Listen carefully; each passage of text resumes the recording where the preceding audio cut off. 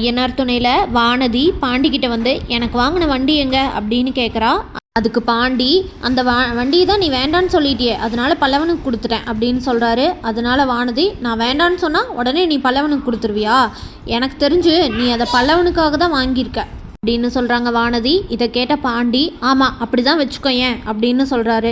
ஓ, உனக்கு அந்த டாக்டர் எனக்கு வண்டி கொடுக்கும்போது உனக்கு எவ்வளோ கஷ்டமாக இருந்துச்சு, அதை நான் வந்து சொன்ன உடனே நீ பெரிய பீத்திக்கணுங்கிறக்காக நானும் உனக்கு ஒரு வண்டி வாங்கி வச்சுருக்கேன் அப்படின்னு சொல்லி தானே நீ சீன் போட்ட அப்படின்னு சொல்லி கேட்குறாங்க வானதி.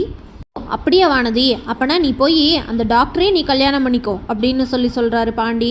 அதுக்கு வானதி, நான் யாரை கல்யாணம் பண்ணிக்கணும் நீ சொல்லாத, நான் டாக்டர் கல்யாணம் பண்ணாலும் பண்ணிக்குவேன் அப்படின்னு சொல்கிறாங்க. ஃபஸ்ட்டு இங்கிருந்து கிளம்பு அப்படின்னு சொல்கிறாரு பாண்டி.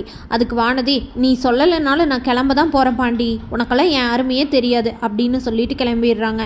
இதை கேட்ட கண்ணன், ப்ரோ நீங்கள் 2 பேருமே கல்யாணம் பண்ணிக்காதீங்க அப்படின்னு சொல்கிறாரு. வானதிக்கு டாக்டர் திடீர்னு வந்து லவ் ப்ரப்போஸ் பண்ணிடுறாரு. இது பார்த்த உடனே வானதி என்ன பண்ணுறதுன்னு தெரியாமல் முழிக்கிறாங்க. ஆல்ரெடி பாண்டிக்கிட்ட வானதி வேற சண்டை போட்டிருக்காங்க. பாண்டி பண்ணுறதெல்லாம் வானதிக்கு பிடிக்கவே மாட்டேங்குது. வானதி டாக்டர் சொன்ன லவ்வை அக்செப்ட் பண்ணிக்குவாங்களா அக்செப்ட் பண்ணிக்க மாட்டாங்களான்னு தெரிஞ்சுக்க நம்ம சேனலை மறக்காமல் லைக், ஷேர் அண்ட் சப்ஸ்கிரைப் பண்ணிக்கோங்க.